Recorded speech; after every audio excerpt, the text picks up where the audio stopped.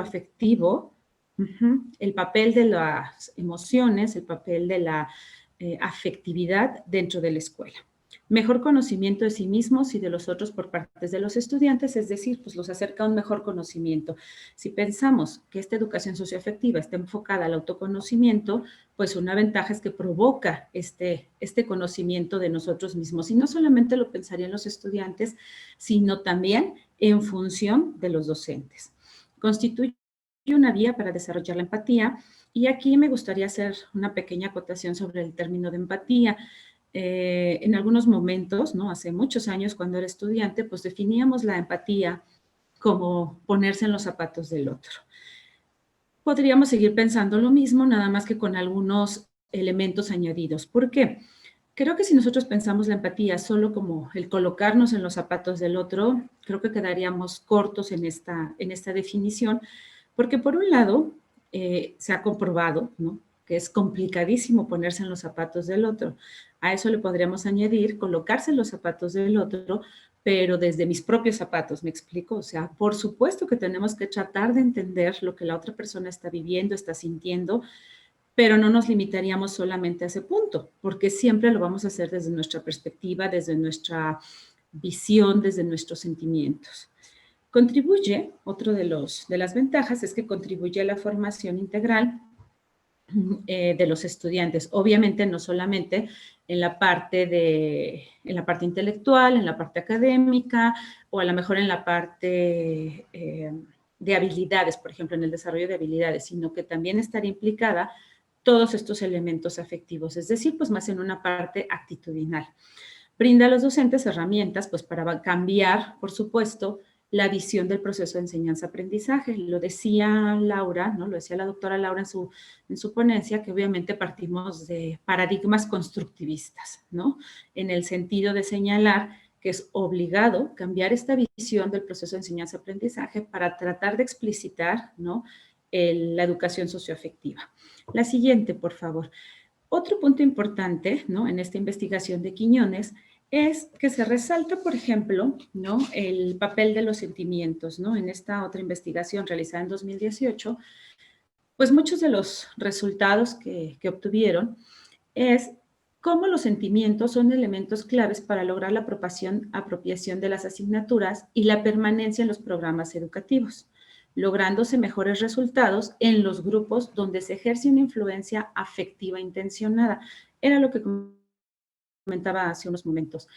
En lugar de dejar de manera implícita que se manejan las emociones, hacerlo explícitamente, ¿no? Poner dentro de este currículum las emociones, ¿no?, el manejo socioafectivo que se tendría que hacer en el aula, y en el aula virtual y en el aula presencial, ¿ok? Ahorita voy a entrar a la parte de educación a distancia. Todas estas cuestiones las podemos pensar tanto para la educación presencial como para la educación a distancia. La siguiente, por favor. En cuanto a la educación a distancia, ¿no?, tenemos que contemplar como algunos elementos importantes. La educación a distancia o aprendizaje en línea es una modalidad que permite la inclusión y adaptación a un sistema educativo.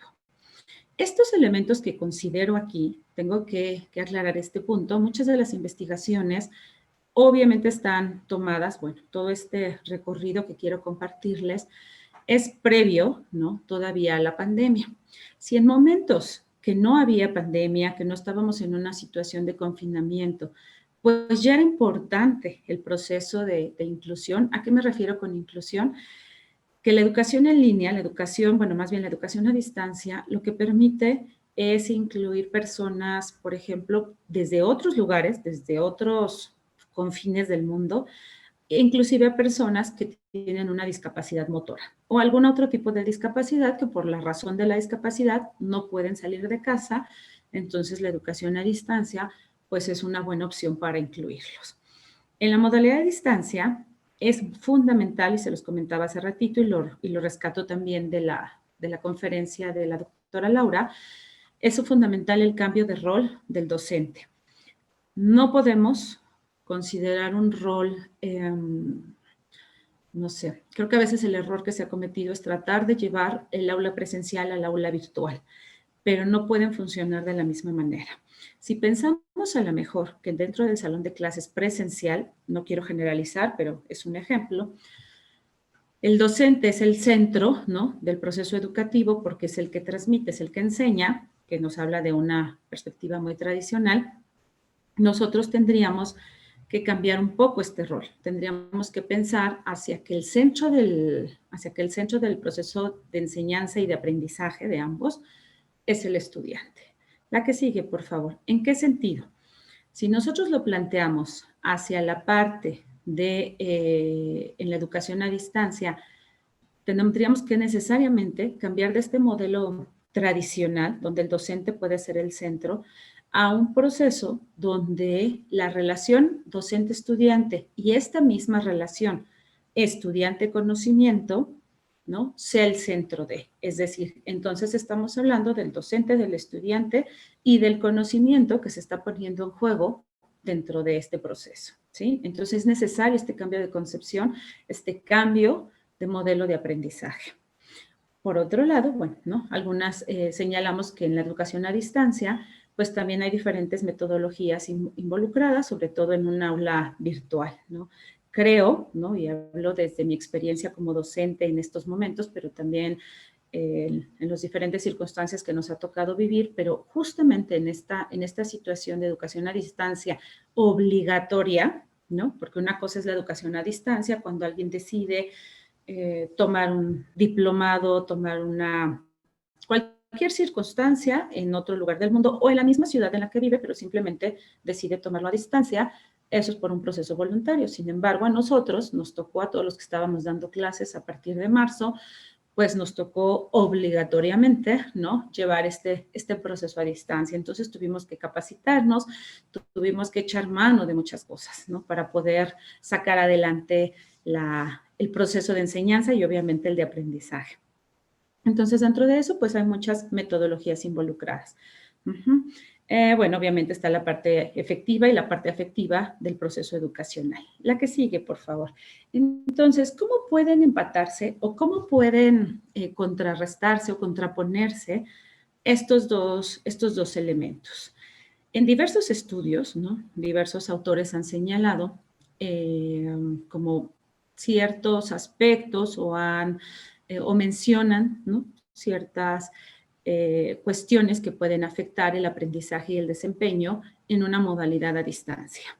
Los estudios de todos los que ustedes ven ahí del lado izquierdo, Rebollo, Catalán, García Pérez, lo que señalan o lo que hacen alusión es que hay una falta de cohesión del grupo de estudio. ¿Por qué?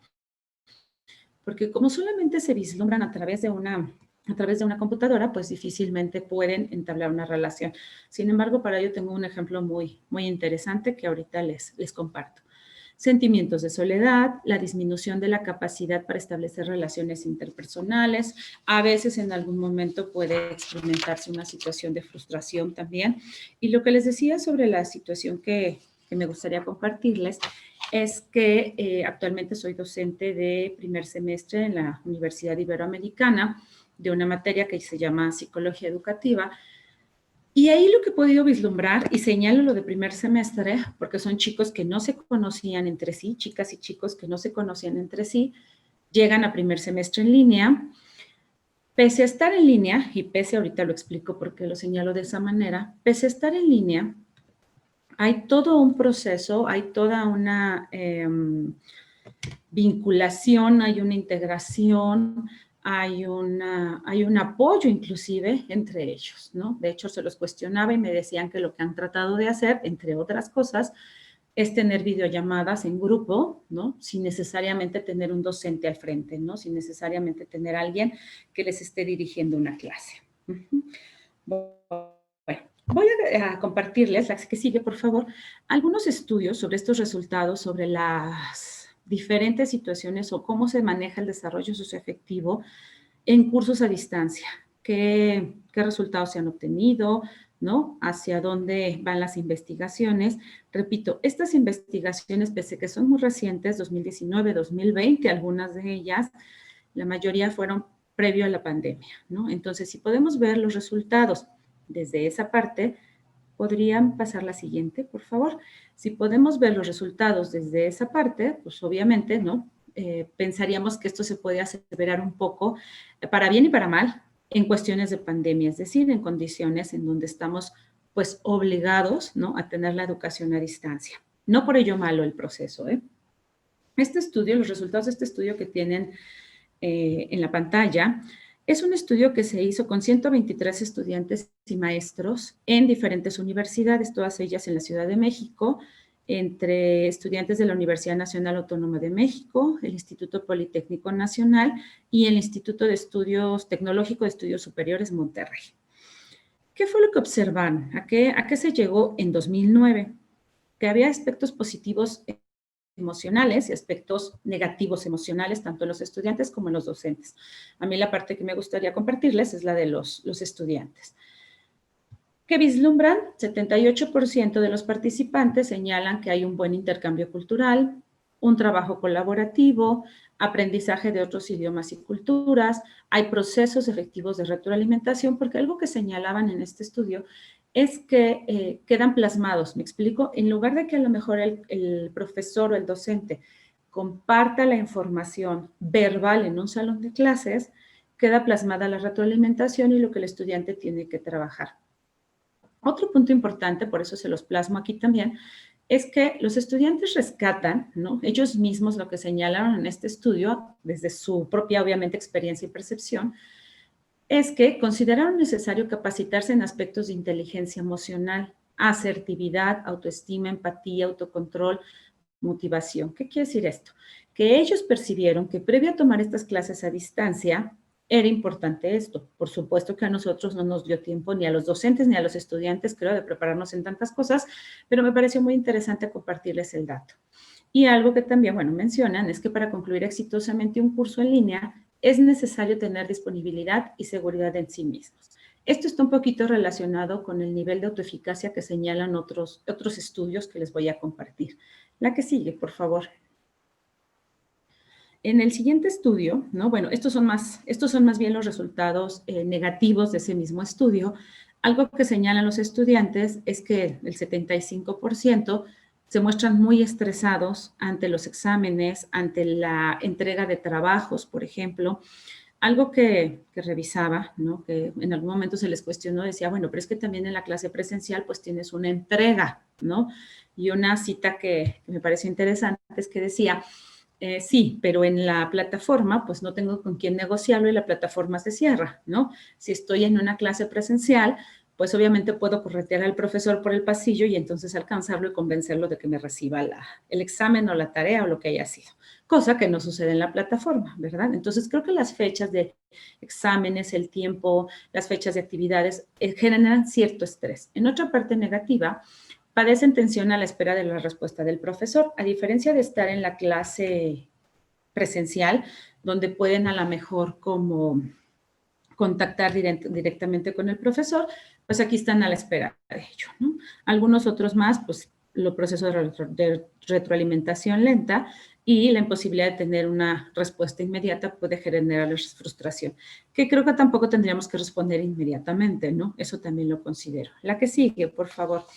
En esta otra investigación, ¿no?, de Orduña, por ejemplo, lo que hacen es aquí entrevistar a estudiantes voluntarios del Sistema Abierto de la UNAM y de Educación a Distancia. Esto apenas hace el año pasado, previo a la pandemia, y lo que encuentran, ¿no?, es, por ejemplo, que les cuesta trabajo el proceso de empatía. Si se fijan aquí, es el 51% de los estudiantes respondió que a veces ha experimentado la empatía, pero el 21% dice no haberla experimentado nunca. El 48% dice, bueno, como que sí me doy cuenta que sienten mis compañeros, pero el 34% dice, la verdad es que si me preguntas no tendré idea, ¿no? Otro de ellos, en cuanto a la comunicación expresiva de emociones y sentimientos, el 46% señala que estando en una educación a distancia, difícilmente compartiría sus emociones o sus sentimientos. Y finalmente, bueno, es que se centran mucho los profesores, el 91% de sus profesores se centran en actividades individuales y no de grupo, porque consideran que las actividades grupales, pues obviamente conllevan mejores actividades o mejores resultados.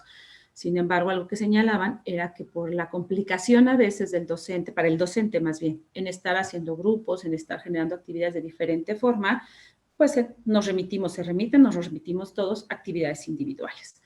La que sigue, por favor.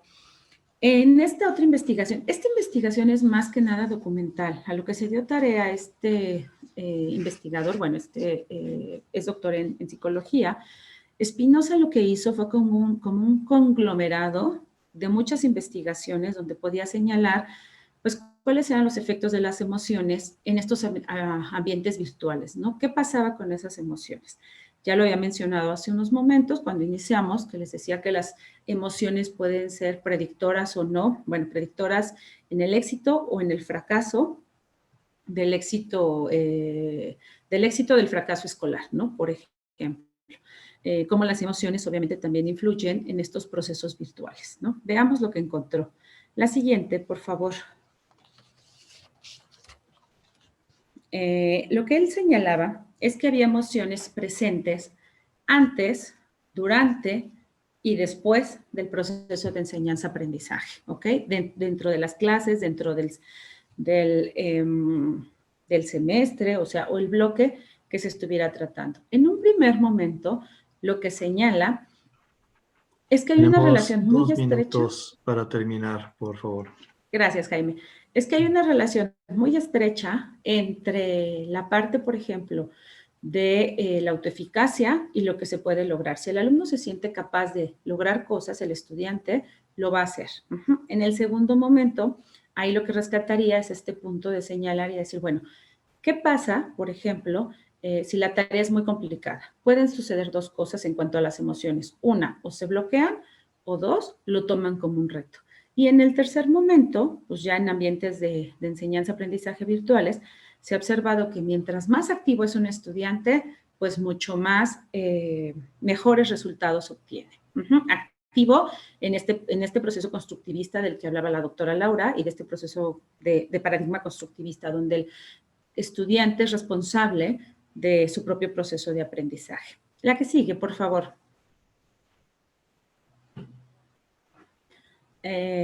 Yo creo que estos son ciertas características de los ambientes virtuales, pero me gustaría la siguiente, por favor, compartirles las estrategias que han llegado a, ¿no? Algunos investigadores han llegado a concluir sobre estas estrategias. ¿Qué pasa en estas estrategias socioafectivas para el trabajo en el aula virtual? Activar emociones favorables para el proceso, generar y mantener la motivación de los estudiantes, como en todo momento, como que nada más la motivación se queda al inicio. Promover una interacción positiva entre ellos con el docente, implementar actividades colaborativas en la mayoría de los casos o lo más que se pueda, formar personas que sigan aprendiendo durante toda la vida, desarrollar en los estudiantes habilidades de autoevaluación y coevaluación, para que la interacción no solamente sea con el docente. La siguiente, por favor. En esta siguiente lámina, bueno, hay otra serie de estrategias que se plantean, que van muy enfocadas a las anteriores. En este estudio, por ejemplo, lo que se hizo fue entrevistar a 25 asesores, ¿no? También de la Universidad de Guadalajara, para que pudieran elegir algunas de las estrategias que consideran más importantes. Voy a rescatar algunas, como fomentar la comprensión sobre lo que significa estudiar en línea o a distancia, fomentar la colaboración entre pares, brindar un acompañamiento efectivo, utilizar algunas redes sociales aparte de las redes o sea, aparte de la plataforma que se emplea o el correo institucional, para que los alumnos se sientan mucho más acompañados. La última, por favor, la que sigue. Y en esta última, lo que quise rescatar o lo que quise compartirles de alguna forma es un libro, a partir de un libro que escribe el doctor Molina. El doctor Molina fue rector de la Universidad Banamex en la Ciudad de México, y él genera todo un aprendizaje a distancia, genera toda una plataforma de aprendizaje a distancia para capacitar a todo el personal de Banamex, del Banco Banamex, de Citibanamex, en función de aquellos que tenían que cursar licenciaturas, aquellos que tenían licenciaturas truncas o aquellos que querían hacer maestrías. ¿Qué es lo importante? De 13 obstáculos que él señala vencer, ¿no? Quisiera concluir con esto, señalando estos 7 que me parecieron los más importantes, en el que señala que es imposible pretender que el aula presencial pues sea llevada a lo virtual. El aprendizaje a distancia jamás tendrá efectividad que el aprendizaje remoto, es decir, claro que la puede tener. No puedo ver a los participantes ni su lenguaje y entonces eso causa cierta inseguridad en el docente. No puedo conectarme, no hay cierta química, los participantes no tienen el nivel de atención para permanecer en línea y permanecer interesados, es difícil dar seguimiento a todos mis estudiantes y es imposible hacer exámenes a distancia. Los alumnos harán trampas con libros abiertos o recibirán ayuda externa, ¿ok? ¿Por qué quise resaltar esto? Porque creo que derivado de este confinamiento obligatorio que tuvimos que vivir, creo que de los principales obstáculos o los principales temores que tenemos como docentes es esto. Entonces, podemos darles la vuelta, podemos vencerlos y sobre todo enfocarnos al trabajo que nos corresponde, por supuesto, pero también enfocarnos explícitamente a la parte de las emociones. Muchas gracias.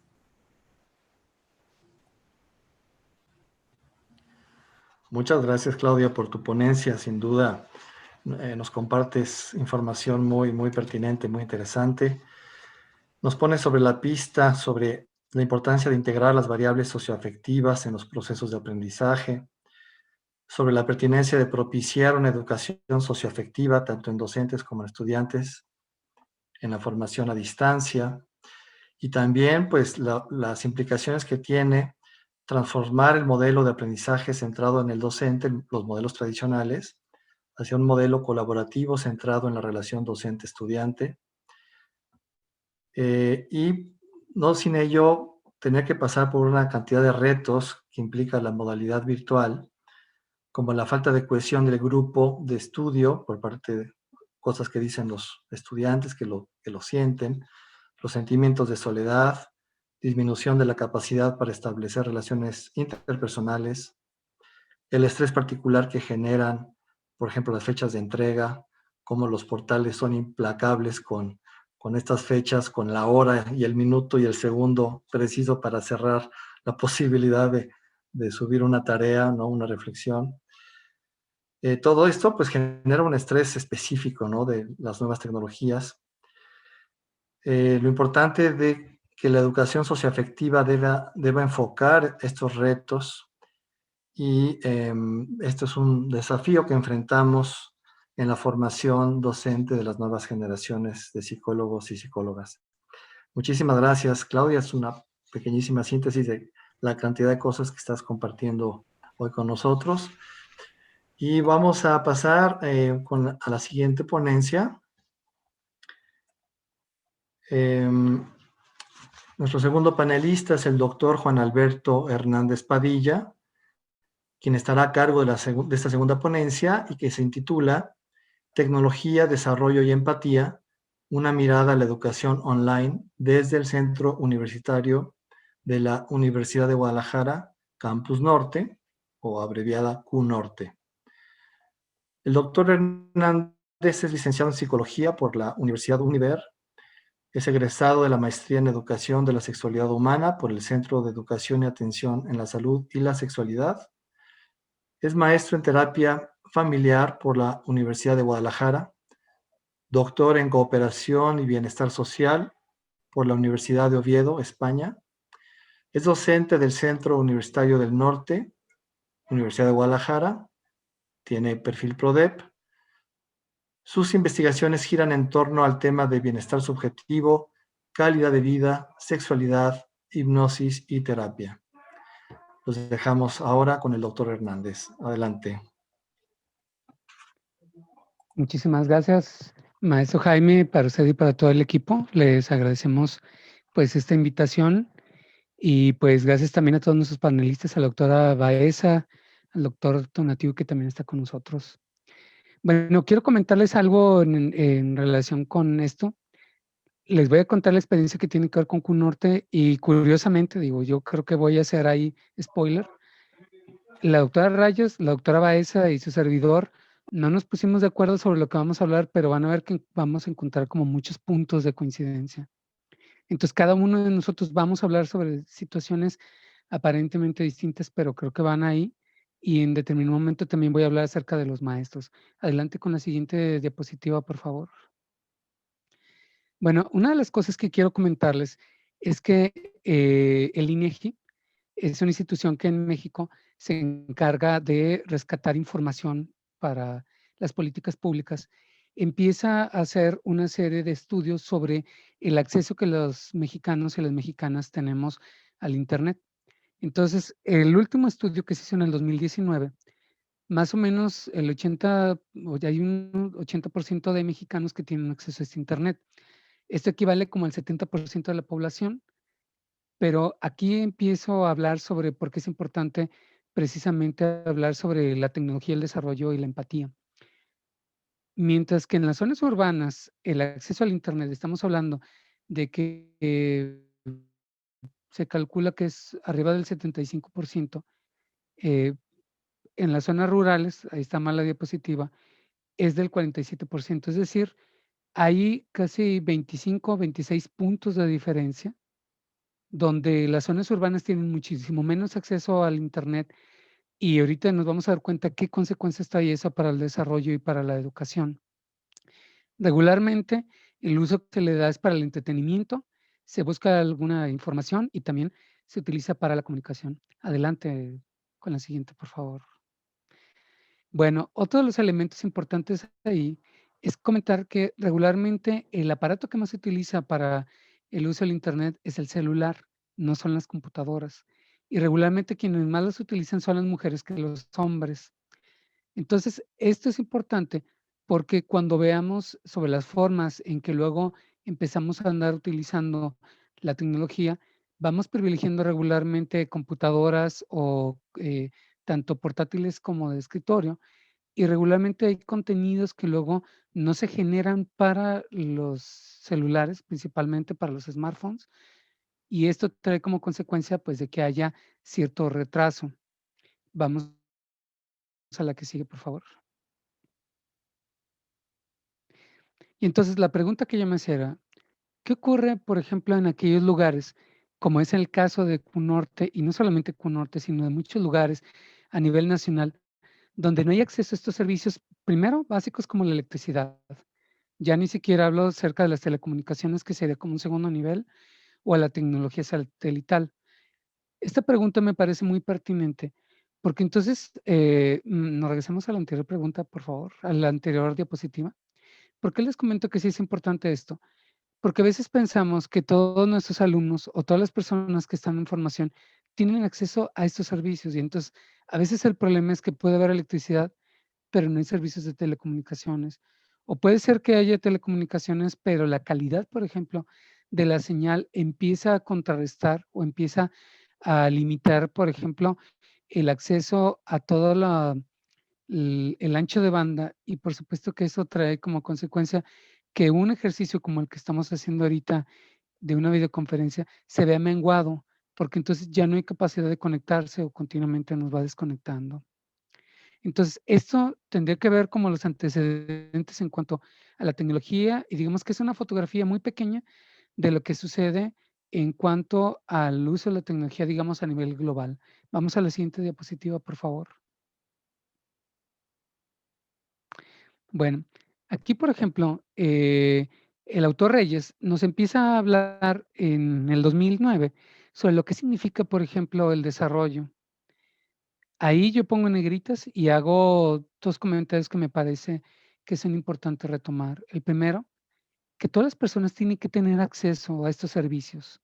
O sea, esto no es un derecho que es inherente a cualquier persona y que se vuelve sumamente importante, porque cualquier persona tendría que tener la posibilidad de tener electricidad y la suficiente ancho de banda, la calidad de esto, para que eso les permita, por ejemplo, seguir aprendiendo. Por otro lado, esta tecnología también tendría que tener como características el respeto a las culturas de las personas y también el respeto a los derechos humanos. Entonces, no es tan extraño, digo, que estemos en algunas regiones, en todo el país, donde hay zonas donde no tenemos comunicación del celular o donde la tecnología para podernos conectar a Internet es muy pobre. Entonces, esto empieza a ser un deterioro y empieza a generar problemas, por ejemplo, para el desarrollo de las personas. Y entonces, lo que nos ha dejado esta pandemia, perdón, a partir de marzo, hablando de educación, es que empezamos a encontrar 2 tipos de categorías de educación. la educación que tienen las personas que tienen acceso a los recursos y aquellas que aunque quieran tenerlo, no los tienen porque no existen los recursos necesarios para que se puedan llevar a cabo. La siguiente, por favor. Por ejemplo, este desarrollo tiene que ver no solamente con la parte económica, sino en la infraestructura. Una cuestión tan básica como el acceso a la electricidad no es algo común que sucede en todo nuestro país. Y entonces, por ejemplo, en la región norte, les voy a explicar que por condiciones geográficas, a veces en muchos lugares no contamos con eso. Luego, también tenemos que hablar acerca de lo que le llaman los pisos de desarrollo, también la oportunidad. ¿Por qué? Porque si yo, por ejemplo, estoy en un lugar donde no hay suficiente electricidad, pero me interesa aprender, tengo entonces que generar una serie de recursos para poder acceder a otros espacios, otros lugares y puedo aprender. Esto me pone en desventaja con quien ya tiene todo eso. O sea, en los ambientes urbanos es muchísimo más fácil que cualquier persona desde su habitación pueda tener computadora portátil, pueda tener electricidad, pueda tener una conexión a internet de alto ancho de banda y eso no sucede en los ambientes rurales. Entonces, esto pone en desventaja a las personas. Finalmente, el desarrollo humano, lo que se pretende siempre es que todas las personas puedan desarrollar sus potenciales. ¿Qué quiere decir esto?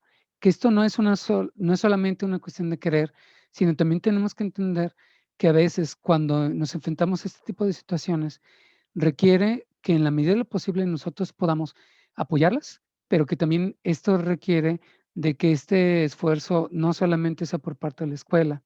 Y les cuento un caso así muy rápido, ¿no? Tengo una colega que trabaja en la ciudad de Guadalajara. Ella trabaja en educación primaria y trabaja con personas que tienen hijos con algunas capacidades especiales. Y entonces ella me cuenta, me dice, tengo el problema de que los papás de mis alumnos no cuentan con un celular smartphone y entonces con ellos tengo que desarrollar otras habilidades para poderles enseñar, porque aunque están en ambientes urbanos, aunque pueden tener internet, pero el problema es que no tienen la infraestructura para poder desarrollar esto. Entonces, eso es precisamente lo que me parece que sí es importante que reflexionemos. Me queda claro que no es el caso de todos, pero yo creo que entre menos personas se vean rezagadas, yo creo que el desarrollo va a ser para todas y todos. Adelante con la que sigue, por favor.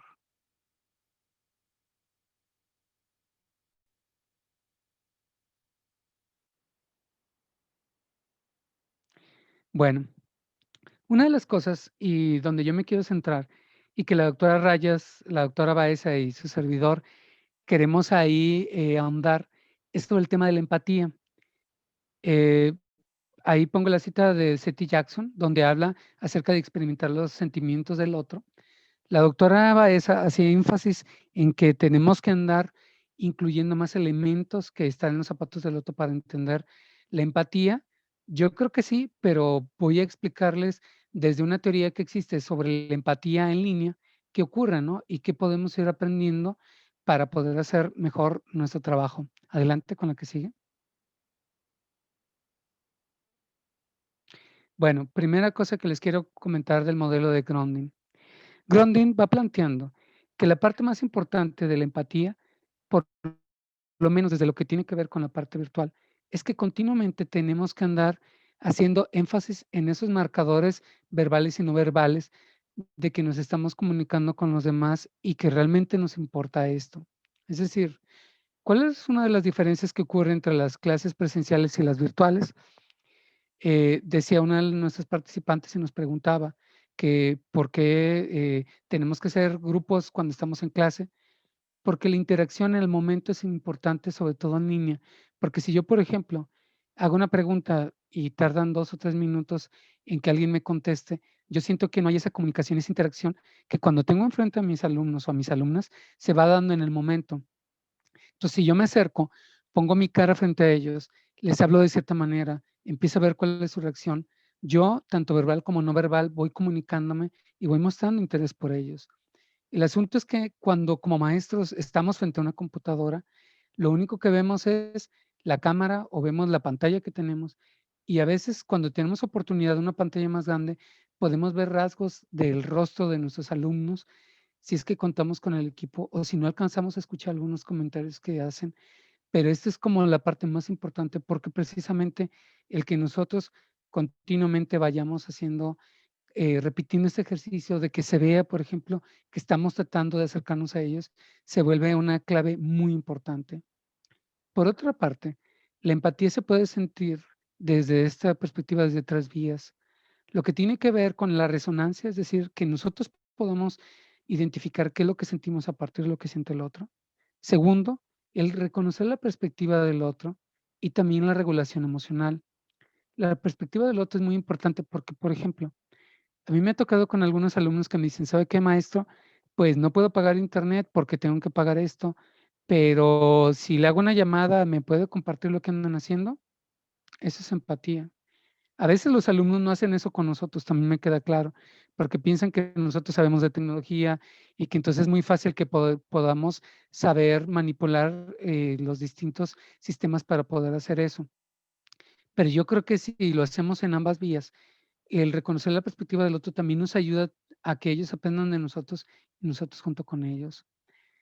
El mostrar la empatía también es importante porque aunque parece una verdad de perogrullo, sí es importante el hecho de que se vaya mostrando, porque los gestos, las miradas, el hecho de estar al pendiente de lo que comenta el otro, el resumir lo que ellos nos comentan, el leerlo, todo este tipo de situaciones van facilitando el hecho de que nosotros mostremos esta empatía y del otro lado también que nuestros alumnos nos se muestren, perdón, nos perciban como empáticos.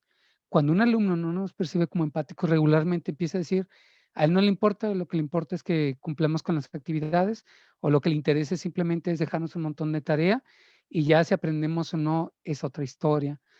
Esta este modelo me parece que es como sumamente importante, porque se van a dar cuenta en la siguiente diapositiva, una gráfica que a mí me parece que desde que la vi es sumamente importante y sencilla.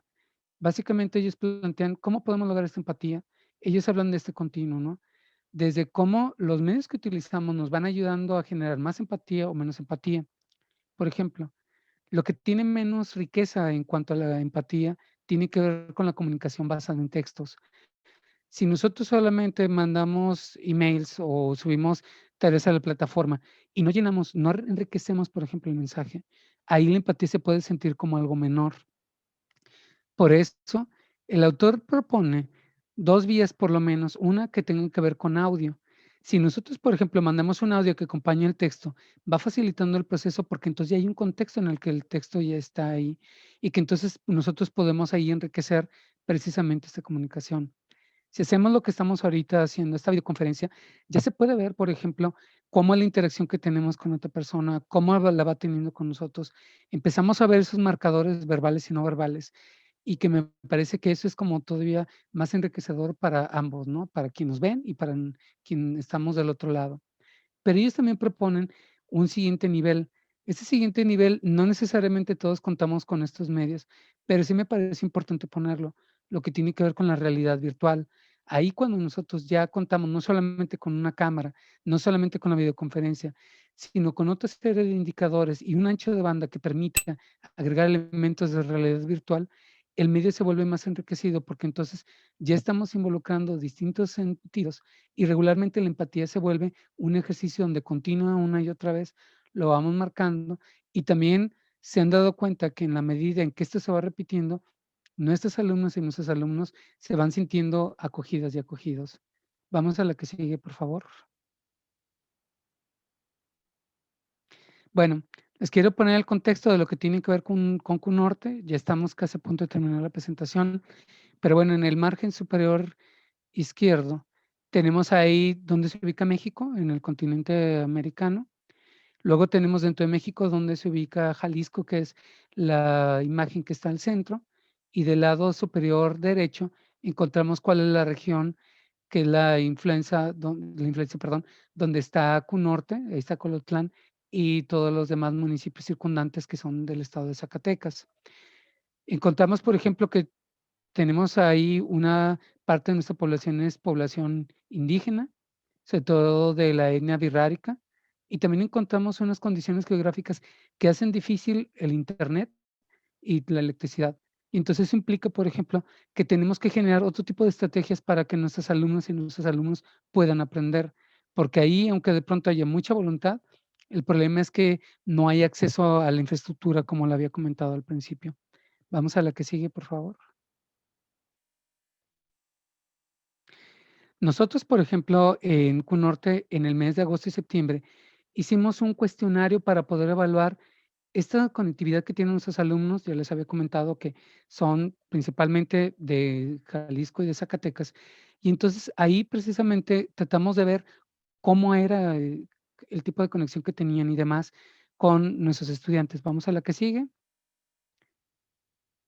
Básicamente ahí lo que ellos hacen, lo que comentan ellos, de 1,380 encuestados, más de 1,000, exactamente, maestra Clara, ahorita le contestamos a él la pregunta, pero más de 1,000 lo que comentan es que ellos lo que más utilizan para conectarse es el teléfono móvil. Y si se fijan, por ejemplo, tenemos ahí tabletas, computadoras de casa, y hay algo que también les quería ahí comentar. QNorte tiene una característica que tiene algo que le llaman casas universitarias, que son espacios dentro de la sierra donde se conectan estas computadoras de manera satelital para que puedan tener acceso al Internet, porque en muchos de los casos, les digo, no llegan ni siquiera a la electricidad y entonces tienen que tener ahí un aparato para poder generar esta electricidad y poderse conectar ahí para poder entregar tareas y más cosas. Adelante, vamos a la que sigue. Regularmente La por ejemplo, de los encuestados, poquito más de la mitad, dice que cuenta con internet en casa, pero regularmente si empezamos a ver ahí, tienen varios que andar rentando o pidiendo préstamo del internet, tienen que andar utilizando los datos de su celular y entonces vamos a la que sigue. El problema es que la conexión que tienen, si se fijan, el ancho está entre que sea bueno, que son 384, el regular, que son la mayoría, y que es mala. Entonces, a veces el problema no es que no haya internet, sino es la calidad. Y entonces, cuando nos enfrentamos en este escenario, por supuesto que va a traer como consecuencia que tenemos que plantearnos cómo hacer nuestro trabajo y qué hacer también con los estudiantes. Vamos a la que sigue. Aquí tenemos nuestra penúltima diapositiva y les quiero comentar.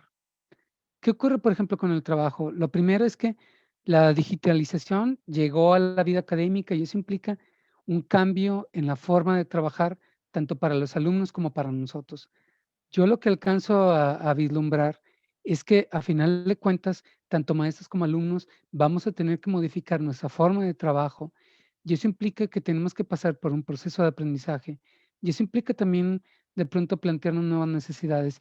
Ya lo hemos hablado, la parte emocional a mí me parece que es básica, o sea, yo creo que coincido con las dos doctoras previas. Si no trabajamos en esa parte, la tecnología es una herramienta, pero la parte emocional es lo más importante que hay en la relación que tenemos entre un estudiante con su alumno.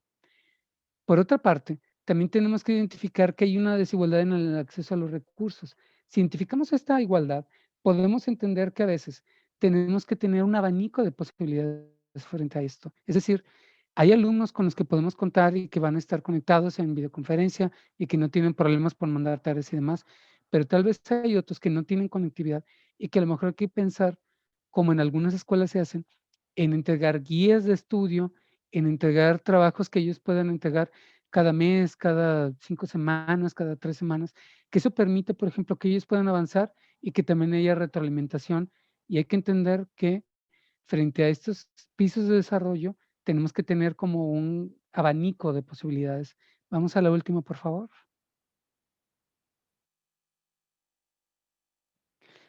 Como les había comentado, tenemos que generar este tipo de abanicos. En algunos casos tienen que ser las guías, pero también tenemos que pensar en generar contenidos para teléfono móvil. A mí me parece que ahí está como una de las fronteras. O sea, yo reconozco que en muchos de los casos no es necesariamente como nuestro área de expertise, pero sí creo que, por ejemplo, podemos ir adaptando estos conocimientos al teléfono móvil para que esto permita que donde quiera, de forma asincrónica, nuestros alumnos y alumnos puedan de pronto ir aprendiendo.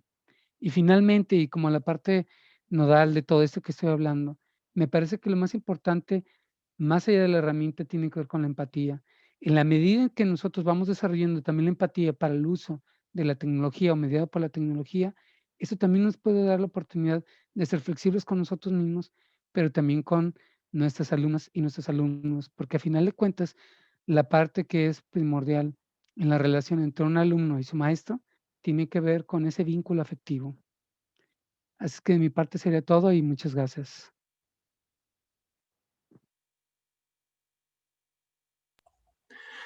Muchas gracias, doctor Hernández. Muy interesante esta ponencia, además de ser sumamente pertinente para nuestra realidad nacional. Juan Alberto hace un recorrido por el acceso a los servicios tecnológicos en nuestro país y realiza un contraste entre este amplio sector poblacional que aún no tiene acceso a los servicios básicos con respecto a sectores más favorecidos. El concepto de desarrollo es central para pensar estas problemáticas, especialmente en cuanto a que el desarrollo debe integrar la infraestructura tecnológica, debe de poderla incorporar en los sectores menos favorecidos. En esta ponencia, Juan Alberto hace un análisis interesante entre la posibilidad de establecer la empatía a través de los medios tecnológicos, resaltando particularmente el empleo de la voz. Qué interesante poder rescatar estos elementos, ¿no? Cómo la voz puede ser un aspecto central para generar una especie de cercanía a través de la distancia virtual. La información obtenida en el levantamiento virtual del cuestionario digital que él nos comparte sobre la conectividad de estudiantes pone en evidencia los enormes desafíos que se plantean en el desarrollo el desarrollo desigual en cuanto a infraestructura tecnológica se refiere en las diferentes regiones del país. No es lo mismo o no es la misma experiencia que se tiene en los ámbitos urbanos que en los ámbitos rurales. Y en este sentido, él apela a la necesidad de ser creativos en cuanto a la posibilidad de generar una apertura en el abanico de alternativas tecnológicas para poder integrar a más personas que están al margen de las nuevas tecnologías. Pues muy interesante, Juan Alberto, muchas gracias por tu ponencia. Están surgiendo varias reacciones en el chat, preguntas, pero estamos en el acuerdo de que las vamos a dejar al final para abordarlas. Muchas gracias. Bueno, pasamos ahora a la presentación de nuestro tercer ponente. Es el doctor Tonatiuh García Campos, que estará a cargo de la ponencia Retos o rezagos en la formación profesional de la psicología. El doctor Tonatiuh García es licenciado y doctor en psicología, área social, por la Universidad Nacional Autónoma de México, ambos con mención honorífica. Es profesor de tiempo completo de la Universidad de Guanajuato, con el reconocimiento de perfil deseable, PRODEP-CEP. Es director del Departamento de Psicología de la División de Ciencias de la Salud del Campus León de la Universidad de Guanajuato. Fue director del 2008 al 2015 y actualmente es director de la División de Ciencias de la Salud de esta misma universidad.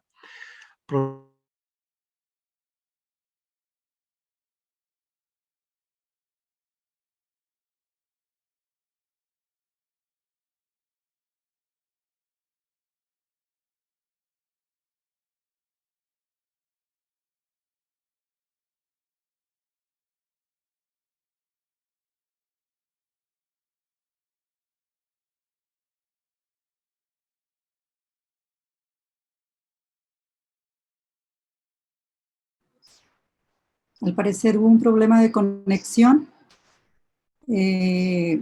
Vamos a ceder la palabra al doctor Tonatiuh para que inicie su presentación.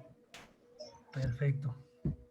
Muy bien, muchas gracias. Pues, ¿sí me escuchan? Sí, Tonatiuh, perfecto. Y adelante. Perfecto, gracias. Pues bueno, agradecer antes que nada la invitación.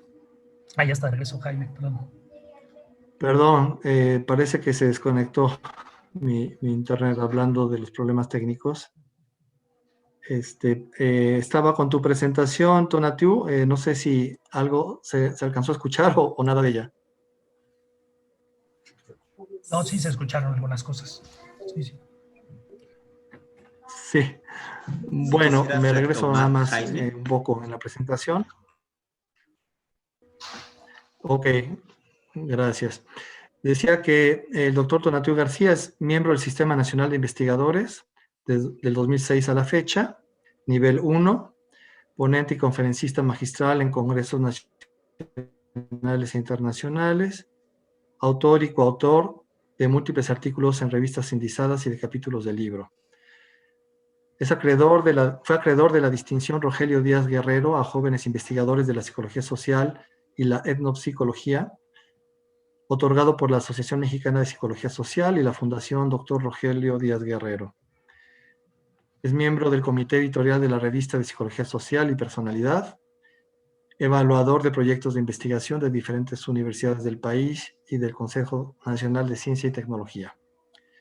Bueno, estos son algunos puntos relevantes de su trayectoria, que es todavía más amplia de lo que acabo de compartir, y los dejamos ahora con el doctor Tonatiuh. Adelante, Tonatiuh. Muchas gracias, Jaime. Espero que sí me oigan, ando afónico. Entonces, por ahí ven que saco mi paletita o el agua.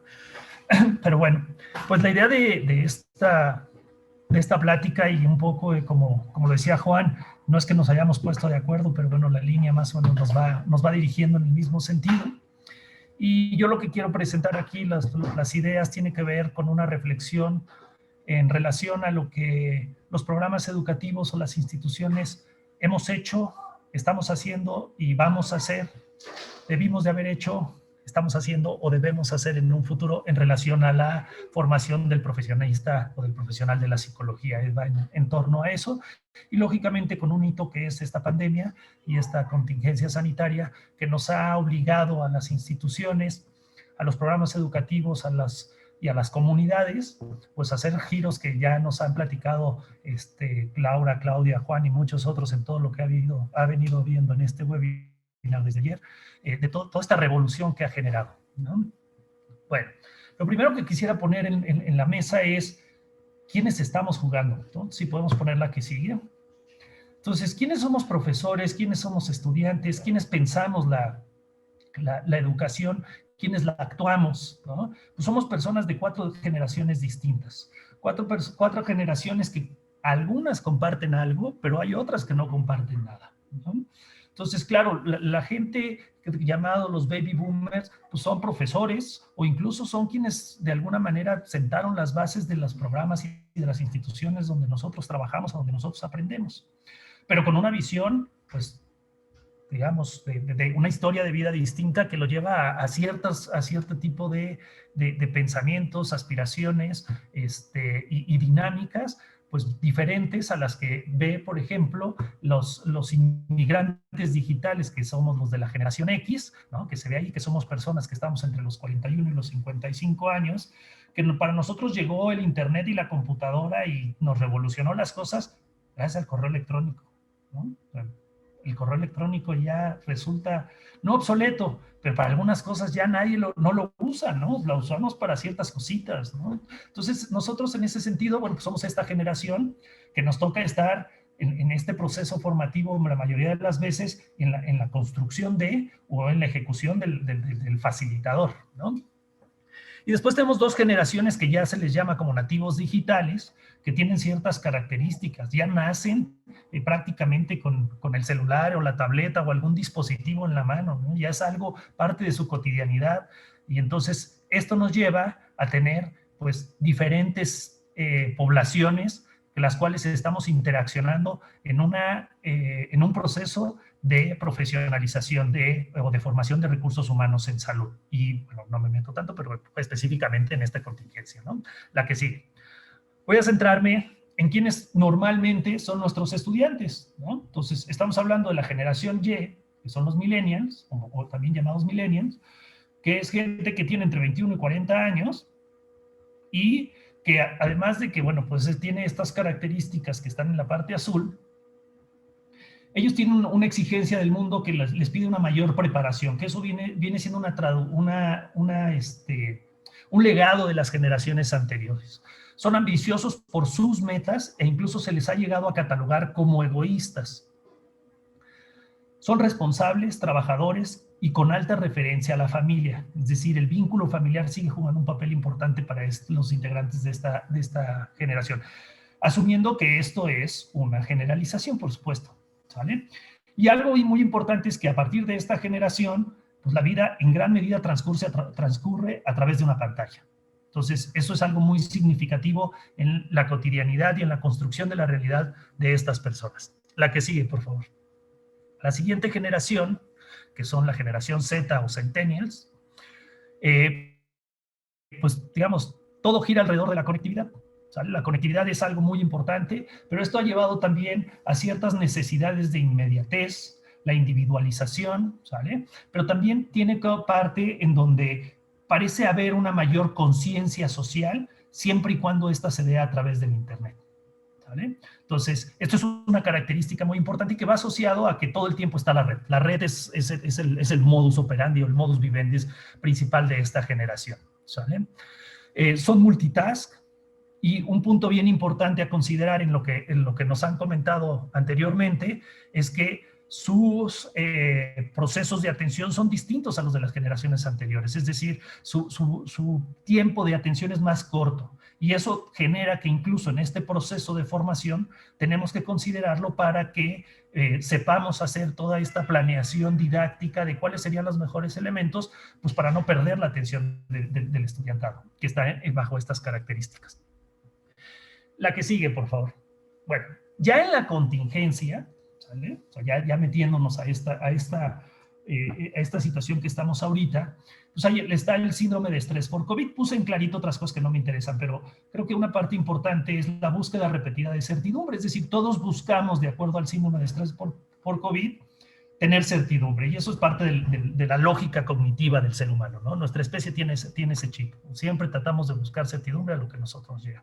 Pues lo mismo ocurre con esto. O sea, a partir del COVID, no nada más queremos buscar certidumbre en relación al COVID, sino certidumbre en relación a nuestra vida, ¿no? O sea, muchos de nuestros estudiantes estaban preocupados o preocupadas porque no sabían si tenían que mantener su contrato de renta o si tenían que regresarse para buscar una casa donde rentar otra vez. O sea, lo que estamos buscando siempre el ser humano es certidumbre. Entonces, el COVID, algo de lo que llega a pegar es justamente en esto, ¿no? Entonces, perdemos la certidumbre que en algunos elementos de nuestra vida ya teníamos. Y esto puede llevar incluso a pensamientos intrusivos o incluso hasta pesadillas. Entonces ya cómo esto nos va afectando y pensemos a quiénes está afectando, a estos que son dos generaciones y principalmente la de Centennials, que lo que quieren es algo de tener respuestas inmediatas, ¿sale? Y algo de lo que nos ha demostrado esta contingencia es que la inmediatez de la respuesta correcta no existe, ¿sale? Entonces ese es un punto importante. La que sigue, por favor. Aquí les voy a presentar algunos datos que recolecté para esta plática, donde Robles y colaboradores lo que hicieron fue muestraron a diferentes personas, entre ellos estudiantes de pregrado, a profesionistas de diferentes áreas de la salud, para ver cuáles eran sus principales problemas de salud que estaban teniendo ya durante la fase 2 en México, ¿sale? Su muestra de estudiantes de pregrado fue 781. Fueron enfermeras, médicos y psicólogos o psicólogas las que estuvieron encuestando. Y entonces presento exclusivamente el dato de los estudiantes. Los estudiantes presentaron principalmente 40% de ellos depresión, 16% ideación suicida y 15.1% un uso nocivo del alcohol. ¿Vale? Entonces ya la misma situación ya nos va dando justamente esa no certidumbre y nos va generando problemáticas que ya nos exigen, ¿sale? Y por eso pongo solo estudiantes, a las instituciones a pensar algo adicional a lo que seguramente estábamos pensando. En la Universidad de Guanajuato, específicamente en el Campus León, pongo una referencia, si le da la que sigue, por favor.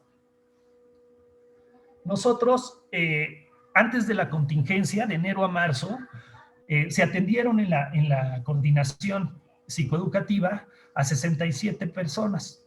Sus principales motivos de consulta fueron ansiedad, autoestima, problemas familiares y manejo de emociones. A partir de que se decretó la contingencia, de marzo a junio, que terminó nuestro semestre, tuvimos 24 casos que su motivo de consulta fue ansiedad, manejo de emociones y problemas familiares. Esto nos refleja varias cosas. Una es que cuando nos fuimos a contingencia también nos vendieron la idea de que pronto nos veíamos. Entonces hubo estudiantes que decidieron, pues ya que regresemos, retomo mi proceso, retomo el apoyo que me estaban dando. Cosa que, como es evidente, no regresaron, ¿sale? Entonces, también los mecanismos institucionales que tenemos no están siendo tan, por lo menos los nuestros, no han sido tan eficientes o tan eficaces, que la gente que estaba pidiendo ayuda ya no es la misma cantidad, ¿sale? Entonces, esto ya es un foco de alarma en consonancia con lo que nos vienen diciendo en las pláticas anteriores. La que sigue. Adicionalmente a esto, bueno, por aquí tenemos un estudio de Medina Mora, de Guerrero, perdón, este es de Guerrero, que nos habla de algunos factores de riesgo durante la contingencia. Y principalmente están vinculados con, ya todos sabemos, pues que esta contingencia en uno de los puntos donde más ha pegado es en la economía familiar, y esto a su vez, pues en la dinámica y en algunos otros procesos de interacción social. Y entonces lo que nos dicen es que la reducción de los ingresos familiares ha incrementado la probabilidad de consumo problemático del alcohol y ha llevado a mayor violencia. La intención suicida se asoció con esta misma reducción de ingresos y a la vez con el aumento de violencia durante este proceso de contingencia. Y a su vez también esta misma reducción de ingresos, hay una mayor experimentación de violencia, síntomas de estrés postraumático, depresión e intento suicida. Entonces, si lo que estamos viendo es, ahora nuestros estudiantes, nuestros profesores, nuestro personal administrativo, eso es lo que están viviendo. Y si se fijan, son 3 poblaciones que son responsabilidad de la institución educativa. ¿Qué está haciendo la institución educativa al respecto? Normalmente nos enfocamos en los estudiantes y creo que eso está bien, pero no hay que dejar de ver que tenemos a 2 actores más dentro de nuestras instituciones y que es una de las partes que la universidad tendría que estar de alguna manera valorando. La que siga. Aunado a la anterior, y posiblemente algunos de los que estamos aquí ya hemos sufrido de esto que han querido llamar summitis, ¿no? Que pues a final de cuentas es un problema emocional principalmente generado por el uso de estas plataformas. Y aparte, pues un uso de plataformas obligado, pero que aparte en muchos de nuestros casos estamos obligados a utilizarlo más tiempo de lo que lo quisiéramos. Ya hay veces que dice, híjole, prefiero llamarte por teléfono que estar viendo una pantalla, ¿no? Entonces mejor pongo el speaker, veo al horizonte para que mis ojos se descansen, nos escuchamos, pero ya no quiero estar enfrente de la pantalla. Y alguna de las cosas o de las cosas que van generando esta interacción bajo este tipo de plataformas, pues llevan a algunos otros problemas o algunas otras situaciones que no necesariamente son benéficas para la formación. ¿Vale? O sea, es buena y las universidades y el profesorado encontramos herramientas muy buenas para acercarnos a nuestro estudiantado a través de estas plataformas, pero también ya nos empezamos a dar cuenta de que es un arma de doble filo, que no necesariamente va en pro o completamente en pro del aprendizaje o de la enseñanza y de la interacción social. La que sigue. Bueno. De acuerdo a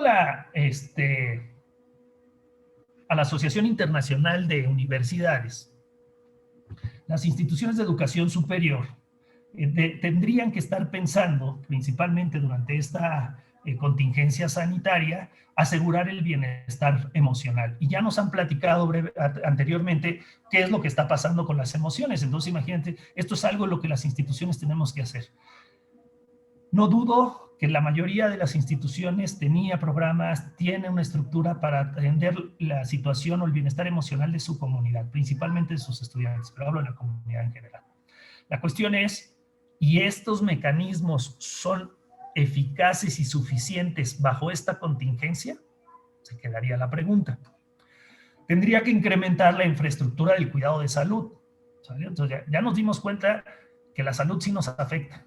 No nada más es importante que el profesor sepa cómo planear su materia, que es importante, no nada más es importante que el estudiante ponga atención y pueda tener los mejores apuntes o la interiorización del contenido o el desarrollo de habilidades, sino hay otras cosas que van a estar pegadas con él. Y es algo que no es que no veamos en los documentos, la diferencia está cuando esto está en blanco y negro y cuando lo vemos aplicado.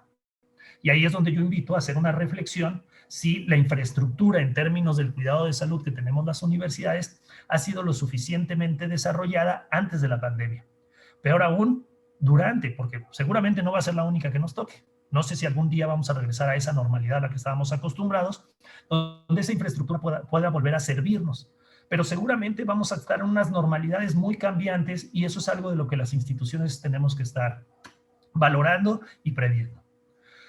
Y a su vez, pues tenemos que crear nuevas oportunidades de aprendizaje, principalmente a distancia, ¿sale? Lo que ha dejado esta contingencia, principalmente hacia las instituciones de educación superior, es una reflexión sobre estos 3 puntos.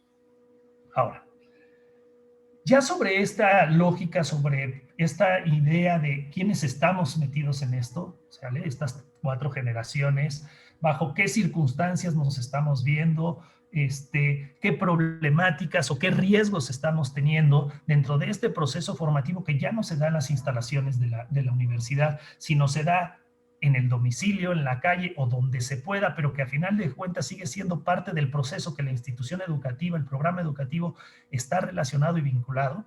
Entonces, ante esta situación, yo quiero poner aquí, y por eso el nombre de la plática es retos o retrasos. La contingencia nos ha llevado a pensar que debemos de hacer cambios. Mi pregunta es si esos cambios los debimos de haber pensado antes y que la contingencia sanitaria que estamos viviendo ahorita por el COVID no nos hubiera agarrado con todos los dedos de la mano en la puerta. A lo mejor nos hubiera agarrado con menos, ¿vale? Pero creo que es una cuestión muy importante que lo razonemos porque es un momento en el que las instituciones y los programas podemos adelantar aquello que no habíamos adelantado, sumando aquello que no habíamos visualizado porque no habíamos vivido una situación como la que estamos viviendo ahorita. Y ante eso pongo 6 cosas. La primera de ellas tiene que ver con la motivación, ¿sale? Uno de los principales problemas que tenemos en el proceso de enseñanza-aprendizaje es la motivación. Y en este caso hablaría de la motivación tanto del profesorado como del estudiantado. Ya la motivación en sí, antes del COVID, ¿cómo la estábamos evaluando y qué estábamos haciendo al respecto? Peor aún con lo que nos acaban de decir, ¿no? ¿Qué onda con la motivación del profesor o la profesora y de la estudiante o el estudiante, ahora que estando acostumbrados 20 años de su vida a estar en una mesa, en un pupitre, interaccionando con otros compañeros y compañeras, con el profesor o la profesora y con cierta dinámica, ahora se recluye en un espacio donde tú no tienes interacción, como ya nos mencionaba Juan, no está este contacto o reconocimiento del lenguaje corporal, etcétera. Y entonces, todo esto cómo va afectando procesos psicológicos básicos, lo voy a generalizar, aunque aquí solo hablo de la motivación, para que yo, estudiante, ¿vale?, pueda hacer todo lo que requiera este programa educativo, esta materia, esta UDA, lo que sea, ¿sale?, para sacar el mejor provecho y después ser un gran profesionista. Y de la misma manera para el docente, ¿vale? En general, por lo menos en México, los docentes universitarios no nos formamos como docentes. Nos formamos como docentes ya siendo docentes, nos fuimos haciendo en el camino y entonces fuimos replicando lo que creímos que era bueno para ser docente. Pero era un docente que era in situ. Ahora, esta contingencia nos lleva a tener que cambiar el chip, ¿sale?, en un momento de crisis que entonces lógicamente puede estar afectando también los procesos motivacionales del profesor. Porque ¿qué motivación tengo ahora de tener que generar estos cambios de manera cognitiva, de manera incluso de la estructura familiar y de la dinámica familiar, ¿no? ¿Por qué? Pues porque no tengo los dispositivos suficientes para que mis hijos se conecten, para que yo me conecte, donde pongo un espacio donde pueda verme, etcétera, etcétera. Entonces ya empieza a haber otro tipo de elementos que debemos de considerar en la atención de la comunidad, ¿no? Y bueno, ahí sumaría también la parte administrativa, pero bueno, en este caso me quedo en el proceso de enseñanza-aprendizaje con los estudiantes y los profesores. Otro de los puntos que tenemos que plantearnos, y que creo que debimos de haberlo hecho antes de la epidemia, es las habilidades del docente para hacer una docencia virtual o a distancia. Y creo que esto es importante incluso si nuestros programas educativos fueran presenciales. ¿Por qué? Porque estamos en una nueva realidad desde hace muchos años, y por lo menos en México, donde la captación de población en el nivel superior es baja en términos de la población general. Y muchas de las veces las distancias son algo de lo que complica. Entonces, creo que aquí ya teníamos una tarea previa de avanzar en este tipo de situaciones, en tratar de incluso hacer sistemas más híbridos que obligaran al profesorado a tener otro tipo de habilidades de las que ya había desarrollado. Lógicamente, en este momento, pues a marchas forzadas, a los docentes no nos ha quedado más que ir desarrollando esas habilidades en el camino, algunos con mejores resultados y con mejores bagaje que les favoreció, y otros que a lo mejor no teníamos eso y que se nos ha dificultado un poco más, ¿no? Pero a final de cuentas, en este proceso, lo que queda o lo que acaba siendo perjudicado es el profesionista que se está desarrollando, ¿no? Luego, ¿en quién estamos pensando? Estamos pensando en los profesionistas del 2020, del 2025, ¿sale? Del 2030 o de los 30. ¿Qué características tienen ahorita los centennials y qué características van a tener la generación alfa, que es la que viene? No tengo la menor idea qué características tienen, pero seguro igualitos no van a ser. Entonces es algo que ya tenemos que estar desde las instituciones, ir pensando cómo vamos a tener que ir adaptando también a este usuario que le llamamos estudiante, ¿sale? Y que a final de cuentas es nuestra responsabilidad entregarle un título cuando cumpla ciertos criterios para que sea un excelente profesionista y que le devuelva a la sociedad lo que le tenga que devolver. La que sigue. Creo que la psicología en general, por lo menos en México, pero creo que en general también, se ha dormido un poco en algunas cosas en términos de su desarrollo de habilidades, hablando de la formación. No conozco muchos ejemplos de que se incorporen a los programas educativos de licenciatura en psicología simulación, equipamiento de simulación. Conozco algunos ejercicios que hay en la investigación, ¿no? Como en la UNAM tienen algunas cosas y en otras instituciones, pero prácticamente como formación de la simulación vía un equipamiento, creo que es algo que la misma realidad del sector salud a otras áreas le ha obligado a hacer ese cambio. Y creo que la psicología no hemos acabado de ver que para allá vamos, por lo menos en México, ¿sale? Y creo que va a ser muy importante empezar a voltear a ver la tecnología, el equipamiento en el desarrollo de ciertas habilidades. De igual manera, la simulación en términos del paciente simulado, ¿sale? Es decir, que nosotros podamos a través de la actuación poder generar una relación o una interacción que ayude a facilitar, a desarrollar habilidades clínicas, les voy a llamar, pero refiriéndome a clínicas me refiero al ejercicio profesional que va a hacer el psicólogo o la psicóloga, ¿sabe? Que pueda permitir esto. No encuentro muchos ejemplos de este tipo de simulación en psicología. He encontrado en otras disciplinas de la salud, pero en psicología no. Y creo que es algo que hemos descuidado, creo que es algo que es una herramienta que nos puede favorecer mucho para el desarrollo y el fortalecimiento de habilidades, ¿no? El trabajar con este tipo de pacientes simulados. Y un punto que quedó evidenciado a partir de la pandemia y que hablaron hace rato también de él, en la conferencia de la mañana también hablaban de ello, es tenemos que desarrollar habilidades clínicas para la atención en línea o a distancia, es decir, telesalud. Y es algo que yo, al menos en el poco conocimiento que tengo de los programas educativos de psicología, no está en ningún lado, ¿sale? Que nos pongamos a ver cómo nosotros podemos utilizar la telesalud para nuestra intervención psicológica. Y en una realidad latinoamericana y por supuesto que mexicana, donde tenemos gente que vive muy alejada incluso de las cabeceras municipales y que le es muy complicado llegar a donde haya un profesionista de la salud mental. Y entonces estas características van a requerir que los profesionistas de la psicología tengan desarrolladas habilidades que no son iguales a las habilidades que normalmente les estamos desarrollando en nuestros programas educativos. Entonces tenemos que pensarle, ¿sale?, hacia dónde vamos a tener que ir moldeando nuestros programas para que terminemos con egresados o egresadas que tengan un bagaje de habilidades mayor al que estamos acostumbrados a formar. ¿Por qué? Porque ya nos dimos cuenta que nuestros futuros son tan inciertos y pueden ser tan variables que más vale que estemos preparados para, cuando yo hablaba generaciones de los veintitantos o de los 30, pues también de las realidades de esos años que nos vayan a llegar. La que sigue, por favor.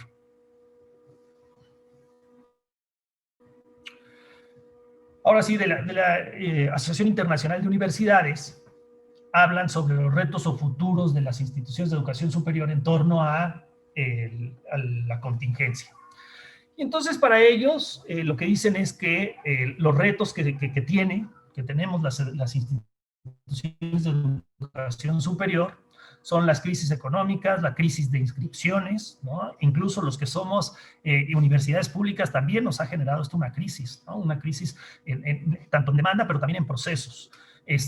Tenemos una crisis de mentalidad localista, ¿no? De que pues los míos, mi población neta está aquí a unas cuadras a la redonda, cuando tenemos que empezar a visualizar una cuestión muchísimo más global, ¿no? Tenemos una creciente desigualdad, ¿no? Ya nos hablaba Juan también de estas limitaciones que tiene nuestro estudiantado y también la desigualdad que podemos tener en términos de acercarnos a la universidad, ¿no? Y la pérdida de relevancia, es decir, ya no le encontramos el sentido, no tiene el mismo sentido, ¿sale? Lo que estábamos construyendo desde como institución, que nos lo hace ver justamente esta contingencia sanitaria. En estos términos, esta asociación lo que dice, las oportunidades es que lo que tenemos que hacer es buscar nuevos caminos con nuevos significados, ¿sale? Tenemos que buscar un mayor acceso, que seamos instituciones y programas educativos que seamos más, que nos acerquemos más a la población. ¿Pero a qué población? A toda. De tal manera que nosotros podamos sumarle este compromiso global, pero con relevancia local, que ya es distinto a solo tener miras a unos kilómetros a la redonda, ¿va? Generando mayor igualdad de oportunidades en términos de la sociedad a las que nos debemos, ¿sale? Y regresándole justamente una relevancia social a este proceso formativo. En este sentido, quiero cerrar nada más. La siguiente es, basándonos en esta realidad que nos plantea aquí la Asociación Internacional de Universidades, es, ok, estos cambios que estábamos acostumbrados a que se dieran amorfamente, lentamente, la contingencia nos vino a hacer una revolución en términos de cambios y a generarnos crisis por muchos lados, y no tuvimos que apagar un incendio, sino 15 o 20 incendios a la vez, porque no estábamos preparados para esto. Definitivamente era difícil estar preparado. Mi cuestión es, si las instituciones y los programas hicimos cosas o visualizamos cosas que pensábamos que iban a llegar más tarde y que el COVID, a través de la contingencia, nos aceleraron y por lo tanto no sé si estamos hablando de un reto, ¿sale? O de demostrarnos un retroceso o una lentitud al menos para poderle dar respuesta a lo que viene. Específicamente diría a considerar quiénes son nuestros estudiantes, millennials, centennials principalmente, y lo que va a venir con la generación alfa o con cualquiera de las que venga posteriormente, la que sigue. Y esto lo único que busco es llevar a un proceso de reflexión que nos permita posicionarnos en la condición en la que nos toque, en lo que, ¿no?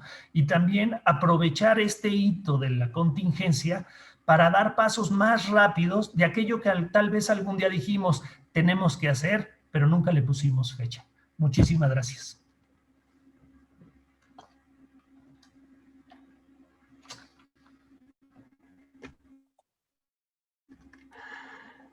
Excelente ponencia de análisis.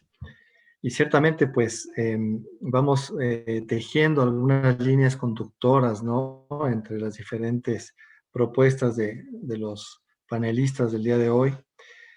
Y bueno, comparto con ustedes algunos puntos que me parecieron centrales, aunque sin duda dejo fuera varios que también son importantes. Apresurada.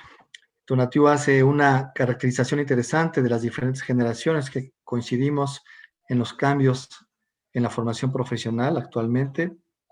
Habla de los baby boomers, la generación X, la generación Y, la generación Z, las últimas dos generaciones vinculadas con los nativos digitales, ¿no? Se nos ha acabado el alfabeto, por cierto, entonces vamos ahora con el alfabeto griego, ¿no? Para las siguientes generaciones, generación alfa viene en camino. Tonatiuh analiza de manera interesante cómo enfrentamos el síndrome de estrés por COVID, un poco también a partir de la generación en la que nos ubicamos, ¿no? Cómo cada generación significa de forma distinta esta pandemia que estamos atravesando.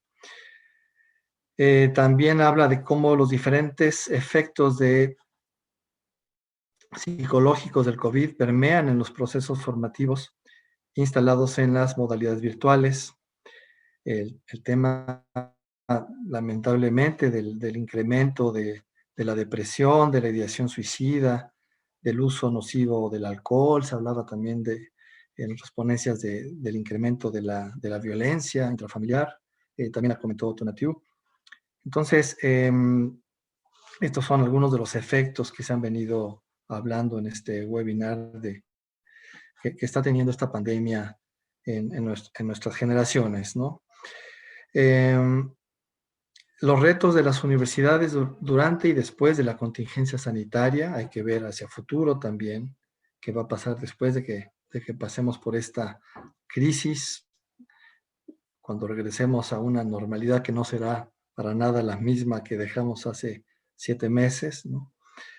Y Tonatiuh habla algo que conecta con lo que planteaba Claudia hace un momento, acerca de asegurar el bienestar emocional, o el bienestar socioemocional, la educación socioemocional a la que apuntaba Claudia, o socioafectiva, incrementar la infraestructura para el cuidado de la salud en las universidades, lo que articula también con los planteamientos de Juan Alberto.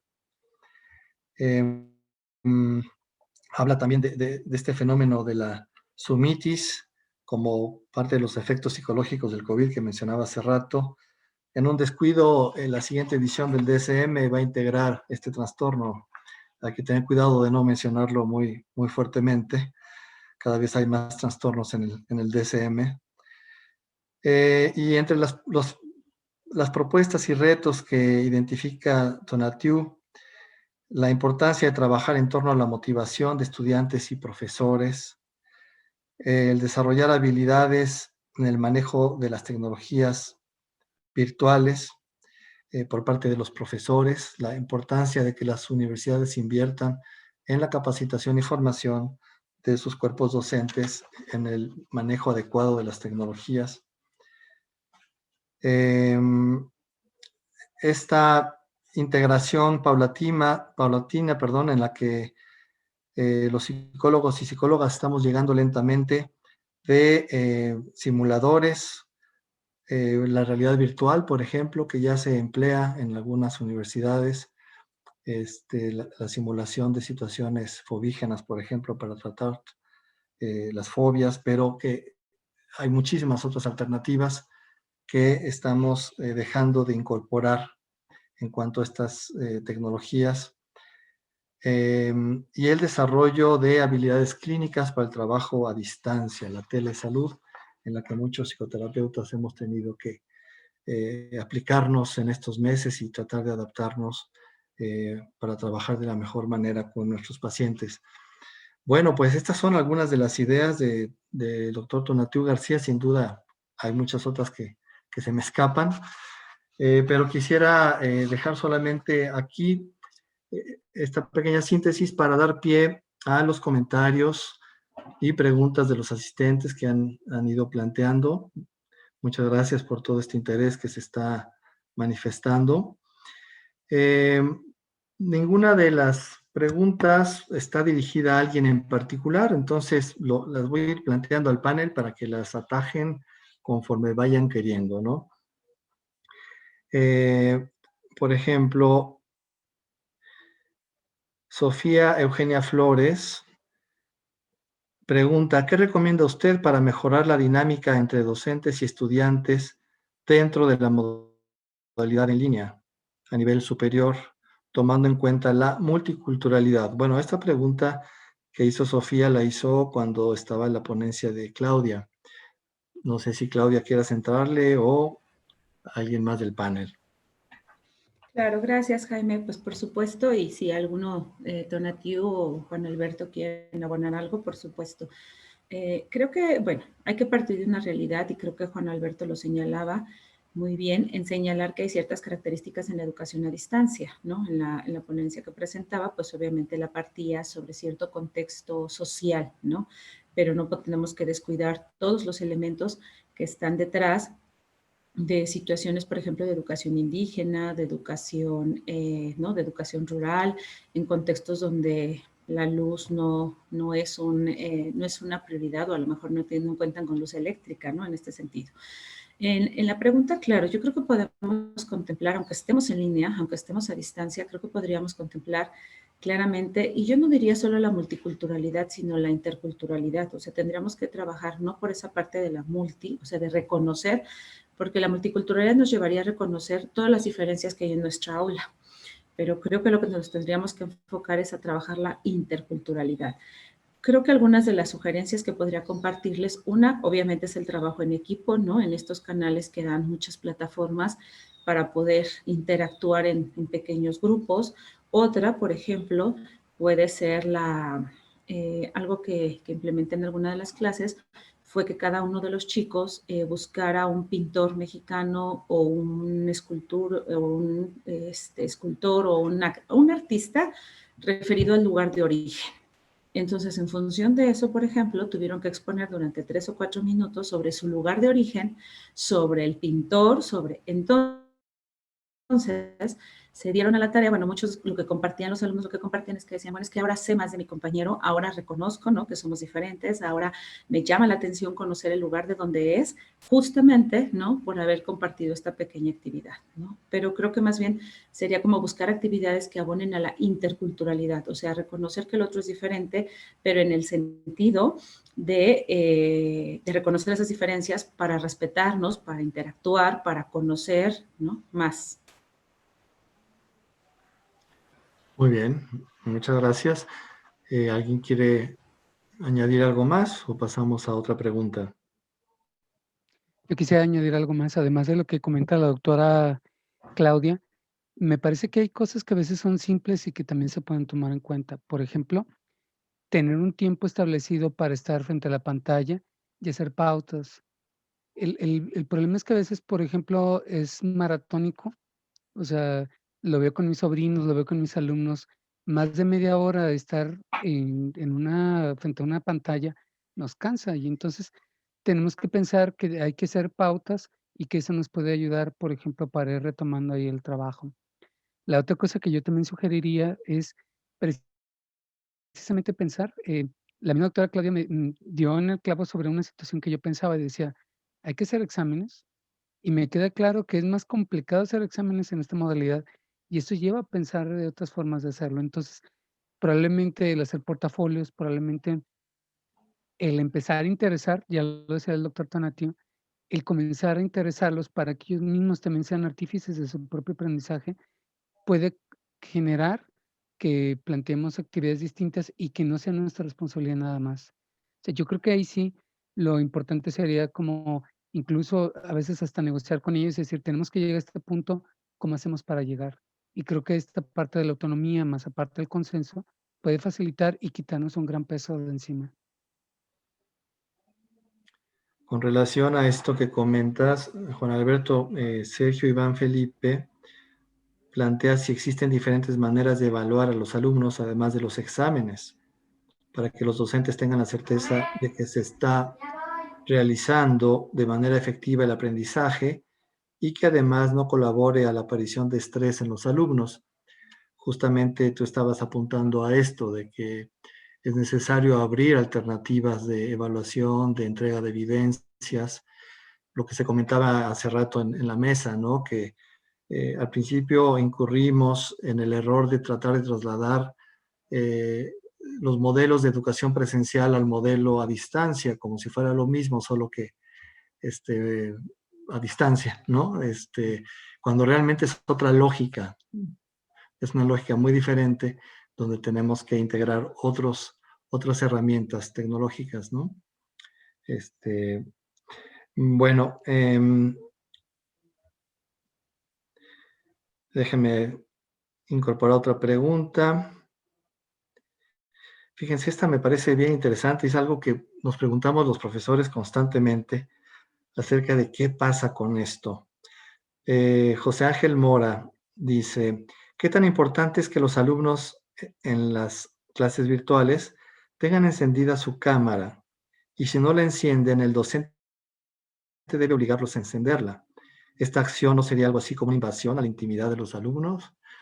Buena pregunta, ¿eh? A ver qué piensa el panel.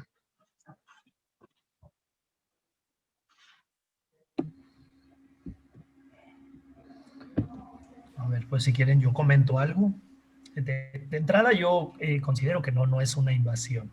Es una invasión porque es un contexto en un entorno donde se sabe que es un momento de interacción entre los participantes de ese espacio. Creo que la cuestión es la parte de la obligatoriedad. Y ese es un serio problema porque ya nos mostraba Juan unos datos de los anchos de banda, ¿no? O de dónde tenían, cómo estaban sus internet. Y pedirle a la gente que encienda su cámara es complicarle la vida a otros a veces. Entonces, creo que en ese sentido no es, yo por lo menos pienso, no es una invasión, ¿no? Es así como, oye, me estás secuestrando porque me obligas a ir al aula 3 porque tengo clase de no sé qué. No. Es parte de como las reglas del juego, ¿no? Creo que lo que está complicado es la obligación. Creo que la obligación es lo difícil porque no vivimos en Finlandia, ¿no? Y entonces, bajo la realidad mexicana, esto implica que habrá gente que ni siquiera cámara tenga, ¿no? Y como lo mostraron hace Juan, pues tenemos anchos de banda muy malos de repente que hasta la pura voz puede ser complicada, ¿no? Entonces, creo que esa parte de obligatoriedad la tendríamos que quitar, porque si no estaríamos, pues si no violentando, sí afectando el derecho, el mal es que el derecho, la educación de una persona por motivos de su condición socioeconómica o de su realidad con la que esté viviendo. Creo que en ese sentido yo creo que más bien es la sensibilidad que debemos de tener las instituciones y los docentes y las docentes para poder ser creativos y versátiles en este tipo de condiciones que, como bien has dicho, nosotros tratamos de trasladar nuestra realidad que estábamos acostumbrados al aula, a lo virtual, y en el aula, pues a mí no me gusta que un estudiante esté dormido, ¿no? O pues mejor que se salga, pero pues acá pensamos que el que no tenga cámara en automático ya se me fue, ¿no? Esa es la manera de irse de pinta, pero pues puede ser que no, ¿no? Y ahí sí creo que la obligatoriedad queda muy lejos de poderse cumplir, ¿no? Ok. Gracias, Tonatiuh. ¿Alguien más quiere? Un poquito más. Sí. Sí, claro, Jaime. Adelante. Mira, abonado, claro, lo que dice Tonatiuh, con lo cual estoy de acuerdo, creo que el problema tiene que ver con la obligatoriedad.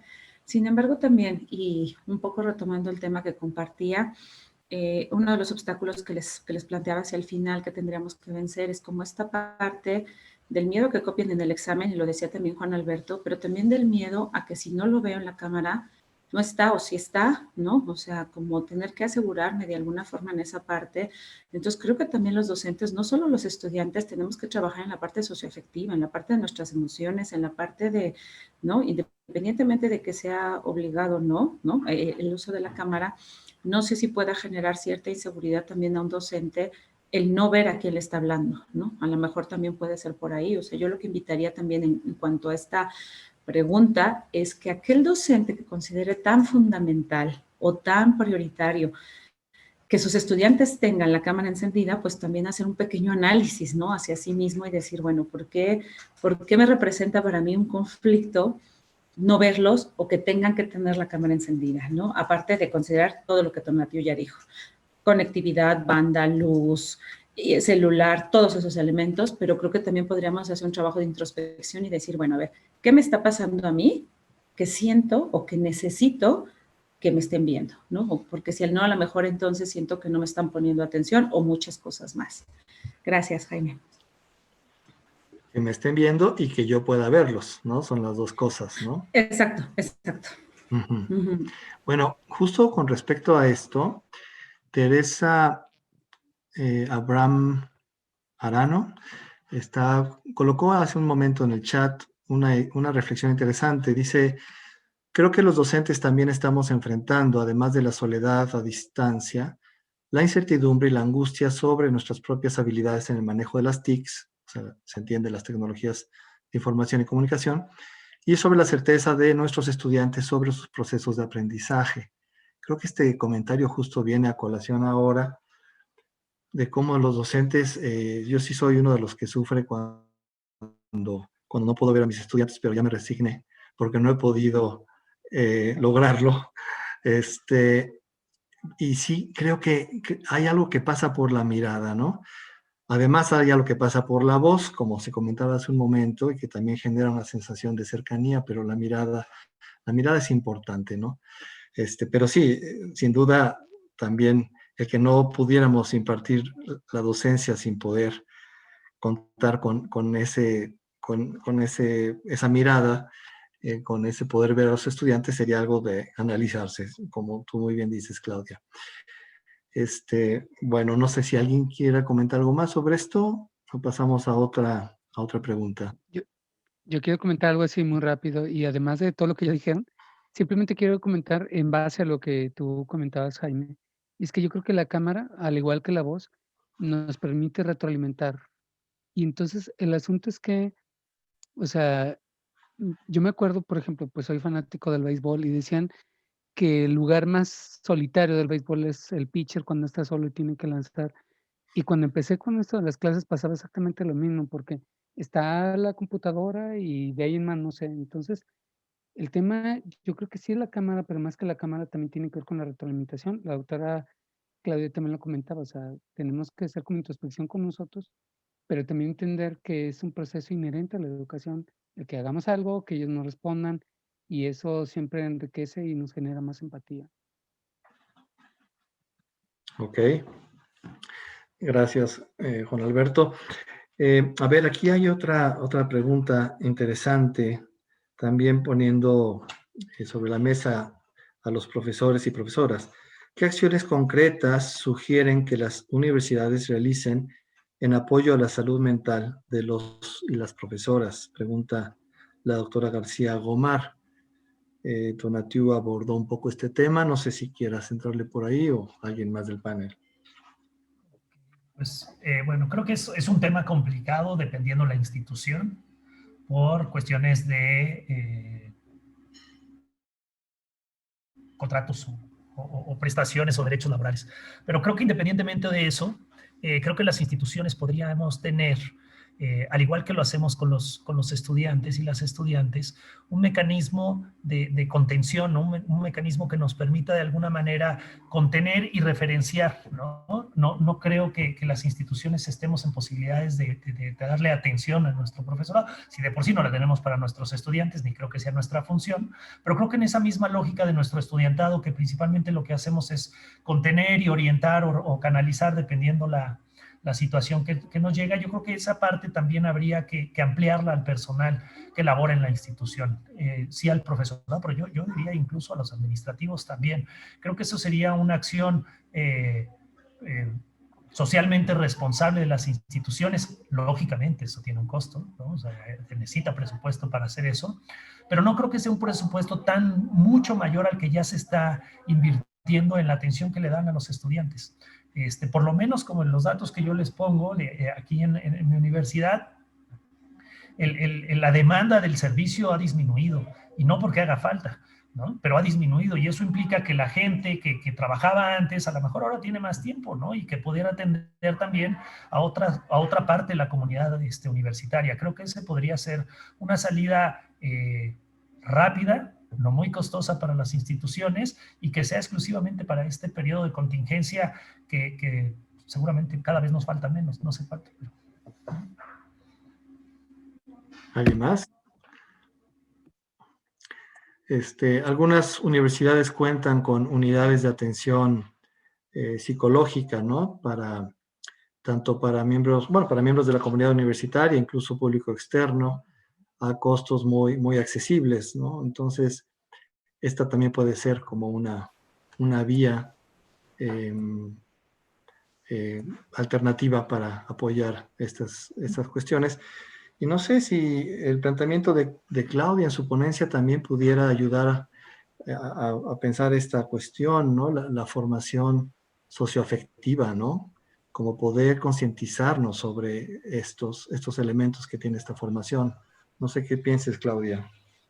Claro, fíjate, Jaime, ahorita pensaba, por ejemplo, en lo que compartió Tonatiuh, en lo que tú compartías, pero también creo, por supuesto que hay capacitación, hay cursos. Ya les decía que los estudiantes mismos en algunos resultados que les presenté, alguna investigación, se cuestionaban sobre, antes de empezar clases a distancia, capacitarse en empatía, en inteligencia emocional, en una serie de cosas, y que creo que para los docentes también sería muy importante eso. La pandemia no nos dio tiempo, por supuesto, de plantear estas situaciones, pero algo que podría pensar, claro, por un lado está la capacitación en todas estas habilidades socioemocionales. La investigación que les compartía del Instituto Politécnico Nacional, de la UNAM y del TEC de Monterrey, también da los resultados en función de los docentes, y lo que señala es que estando en distancia hay una gran soledad del docente, ¿no? Faltan espacios para compartir. Además, siempre está este temor, y justo lo comentábamos ahorita, de si el estudiante está o no está, o ya se fue, de si el estudiante no participa, sabe lo que está haciendo o no. Y otro aspecto que me gustaría resaltar, además de esta capacitación que bien señalas, Jaime, es reuniones periódicas. O sea, algo que yo pude observar en la reunión que tuvimos contigo, Jaime, fue una gran catarsis. O sea, fue un momento de acompañamiento, fue un momento de catarsis, ¿no? Tuvimos una reunión, no sé, de 90 minutos, pienso, Jaime. Entonces, el hecho de tener esos espacios creo que también abona un acompañamiento a un proceso socioemocional, ¿no? De decir, bueno, recuerdas que varios docentes compartían y decían, bueno, es que no solo me pasa a mí, qué bueno, ¿no? O sea, como que el compartir las experiencias, el compartir los eventos, los problemas, los aciertos, o sea, el compartir todo en una reunión y tener estas, ¿no? Reuniones periódicas, a lo mejor no sé, una vez al mes o una vez o al menos una intermedia y una final, da muestra de que a lo mejor no estoy tan mal, o sea, no me está yendo tan mal, porque todos estamos compartiendo situaciones similares, pero también abona un poquito elementos más de seguridad, de acompañamiento, ¿no? De compartir emociones, de este enojo que estoy sintiendo, no solo lo estoy sintiendo yo, ¿no? Lo estamos sintiendo muchos. ¿Y cómo lo manejamos o qué hacemos con ese enojo, no? O esta frustración de que no me ven, si me ven, no me contestan, y empezamos con estas sesiones espiritistas de, ¿estás ahí? ¿No? Eso, por ejemplo, pues ya te ayuda a un componente emocional positivo para los docentes, ¿no? Yo lo consideraría así. Claro, esto lo vinculo con lo que planteaba el doctor Tena, ¿no? En la conferencia del día de ayer, que era interesante cómo los temas de aislamiento social pueden perjudicar, es decir, todas las medidas de protección de salud física van en contra de la salud mental, ¿no? Es decir, el aislamiento, guárdate en casa, no toques a nadie, no abraces a nadie, ¿no? ¿Cómo poder, de alguna forma, compensar un poco eso en nuestros cuerpos docentes y obviamente con nuestros estudiantes, ¿no? Y poder tener espacios para hablar de nuestro sentir, de nuestras experiencias subjetivas en estas nuevas circunstancias de enseñanza-aprendizaje. Y cómo poder mantener el vínculo, el lazo social tan importante en la subjetividad y que esta pandemia nos ha estado problematizando, ¿no? Muy bien, pues estamos ya prácticamente por terminar nuestra presentación. Hay varias preguntas, pero yo quisiera ya más bien cerrar esta mesa. Muchísimas gracias a los panelistas, a la panelista, invitados el día de hoy. Muchas gracias a los asistentes por su interés, por sus preguntas, sus comentarios.